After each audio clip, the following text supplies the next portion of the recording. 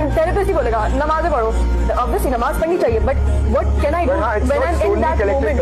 connected to that. Yeah, बोलता हूँ नमाज बिल्कुल हमें सुकून देती है, बेशक बिल्कुल अच्छी बात है, इसमें कोई दो राय नहीं है, बट हर चीज का सोल्यूशन भी हम उस पर वो नहीं कर सकते। मतलब अल्लाह ने ही हमें शऊर दिया है, तो हमें उसी शऊर को इस्तेमाल करना है। एक जिस अल्लाह ने हमें एक प्रॉब्लम दी है, तो एक इलाज भी दिया है, इन्हीं काबिल बंदा बनाया है। कौन?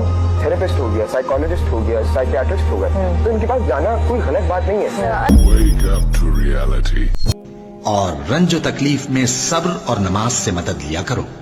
और बेशक नमाज गरा है, मगर उन लोगों पर गरा नहीं जो इज्ज करने वाले हैं, जो यकीन किए हुए हैं कि वो अपने परवरदिगार से मिलने वाले हैं और उसकी तरफ लौट कर जाने वाले हैं, यानी उनको जो ईमान लाते और जिनके दिल अल्लाह की याद से आराम पाते हैं उनको। और सुन रखो कि अल्लाह की याद से ही दिल आराम पाते हैं। जो लोग ईमान लाए और अमल नेक किए उनके लिए खुशहाली और उम्दा ठिकाना है।